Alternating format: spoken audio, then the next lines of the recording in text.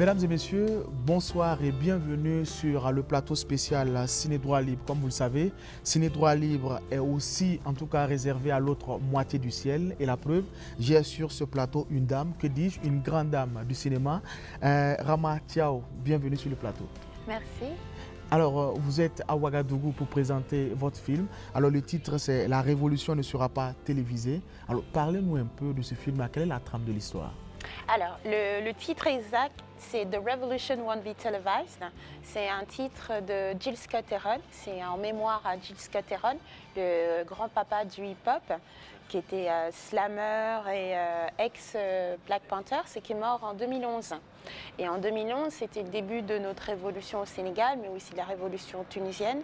Et comme le film parle de deux chanteurs de hip-hop, Thiat et Kilifeu du groupe des Kurgis, qui sont membres fondateurs de Y'en a marre, pour moi, ça rentrait en écho, en fait, de donner ce titre au film, non seulement par rapport à ce qui se passait au Sénégal, parce que c'est une révolution qui était pacifique, dont on a très peu parlé, contrairement à la révolution tunisienne, qui a été censurée par les médias français, puisque nous sommes une ex-colonie française, ou je dirais encore une colonie française économiquement.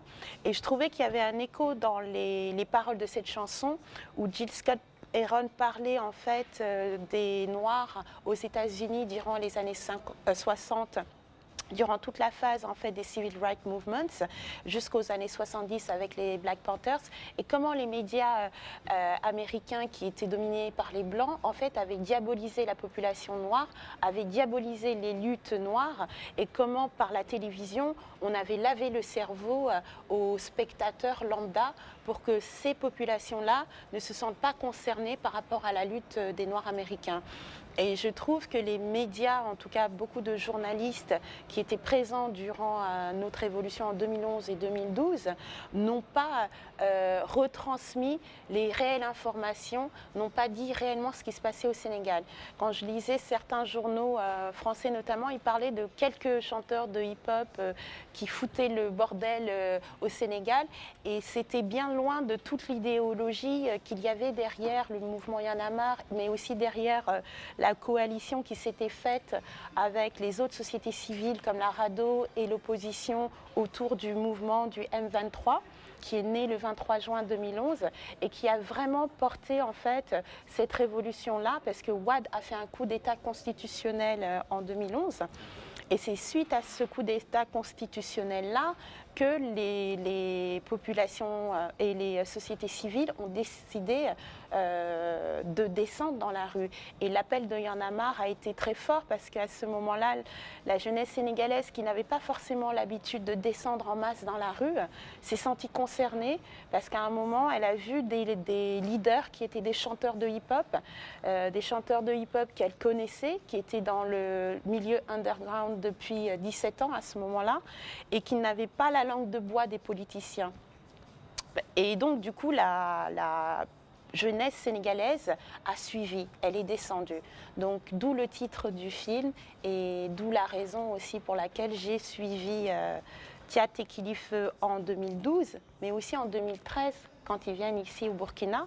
Parce que ce qui est intéressant, c'est qu'en 2013, Compaoré fait la même chose que Wade. C'est vrai qu'il y a une certaine similitude. Complètement. Et ce qui est formidable, c'est qu'on arrive pour un festival de films, qui est le Ciné Droit Libre, et c'est à ce moment-là que Thiat et Kilifeu, membres des Kurgis, mais aussi membres de Y'en a marre, rencontrent Sam Scaluja et Smokey, et c'est à ce moment-là que le ballet citoyen se crée, avec l'idéologie de ces artistes et la même envie de ces artistes-là. Et ce qui était aussi extraordinaire quand on a tourné en 2013 ici, c'est qu'il y avait 20 cellules Y'en a marre au Burkina. Et les gens venaient en disant où est-ce qu'on peut voir ces jeunes qui apprennent à faire la révolution. Et je trouve que ça, c'était très important pour moi, en tout cas, de le mettre également dans le film, et de dire que ça ne s'est pas passé qu'au Sénégal, que ça a créé quelque chose d'autre au Burkina notamment. Et je félicite les Burkinabés parce qu'ils ont réussi bien mieux que nous. En 3 jours, ils ont réussi ce qu'on a mis, nous, plus d'1 an à faire. Alors, c'est vrai qu'avant le festival Ciné Droit Libre, votre film a été vu dans environ 35 festivals, vous m'avez dit. Cela prouve le succès et en tout cas l'écho que cela a.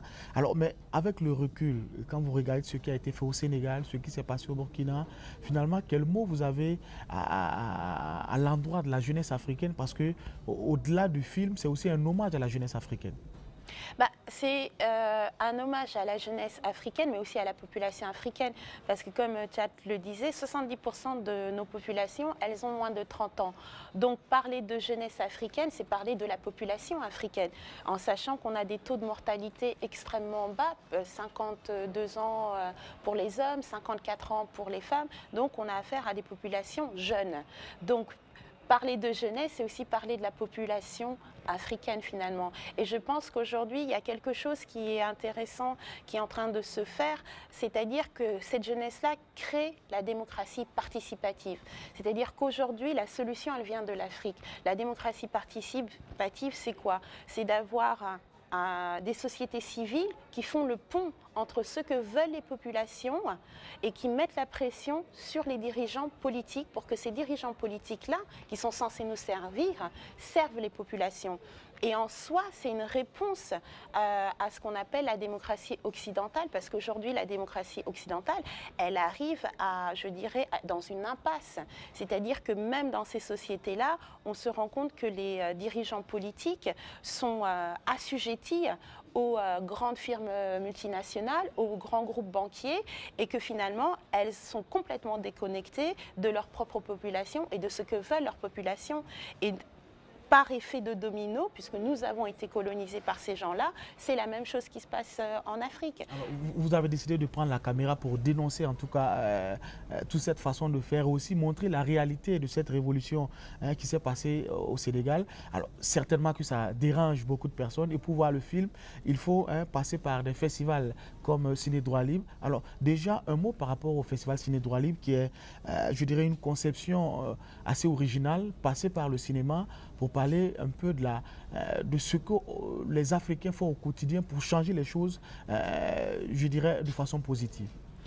Je reviens donc à cette finalité de dire que cette jeunesse, elle est en train de créer quelque chose qui est énorme, qu'il ne faut pas sous-estimer. Quand on parle de démocratie participative, c'est la nouvelle ère. C'est une solution pas que pour l'Afrique, pour le monde entier. Et pour moi, il était très important que ce film puisse être vu non seulement au Sénégal, par mon public premier, en Afrique par le public, je dirais, africain, mais aussi à l'international pour dire voilà ce que notre jeunesse fait. Parce que on a toujours tendance à se sous-estimer. On parle de migrants, on parle de pauvreté, et tous les films qui sont faits en Afrique, beaucoup parlent de la pauvreté, de la guerre, du sida, etc., etc., de choses qui sont extrêmement négatives. Et on ne parle pas des choses positives que nos populations sont en train de faire. Mais pour moi, en fait, l'origine du film, c'était de parler de qu'est-ce que l'engagement, qu'est-ce qu'être un artiste engagé. Et je pense que Thiat et Kilifeu sont des artistes engagés. C'est facile d'être engagé quand on s'appelle Beyoncé et qu'on a des millions, qu'on habite dans des villas, mais quand on n'a rien, c'est là où l'engagement prend tout son sens. Et quand on refuse de signer avec des grands labels pour ne pas être commercial, pour justement être au service des citoyens, de nos concitoyens, c'est ça pour moi, je dirais, la valeur de l'artiste. Et c'est ce que je voulais montrer à travers ce film.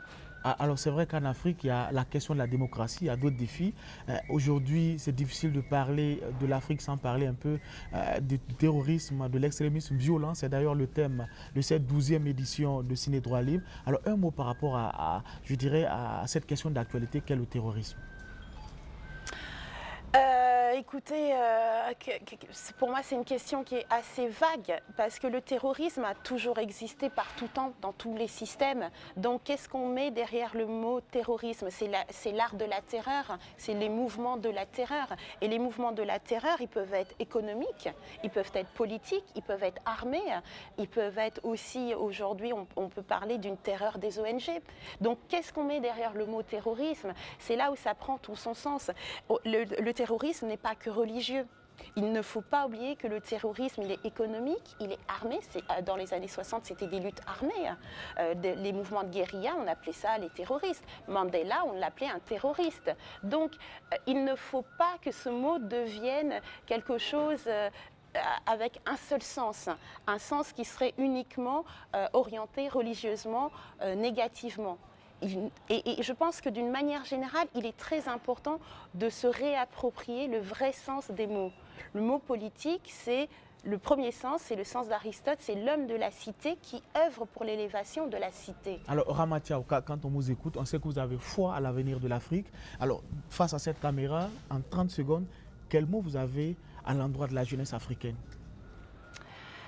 Ne jamais lâcher l'affaire, la détermination. Il faut croire en soi pour arriver là où on veut arriver. Il n'y a aucune limite. Nous n'avons aucune limite. Aujourd'hui, l'avenir, c'est notre avenir. Nous vivons notre avenir. Nous sommes le futur, donc il faut y aller. Merci, c'est sur ces mots que nous allons conclure, je dirais, cet échange-là. Merci d'être passé. Et puis, nous allons demander, en tout cas, aux festivaliers de cette 12e édition de Ciné Droit Libre de passer à l'Institut français pour rencontrer, en tout cas, l'ensemble de ces réalisateurs qui sont à Ouagadougou pour échanger autour de leurs films et aussi de la thématique. C'est tout pour aujourd'hui. Merci de nous avoir suivis et à très prochainement. Ciné Droit Libre, 12e édition, Ouagadougou du 10 au 17 décembre.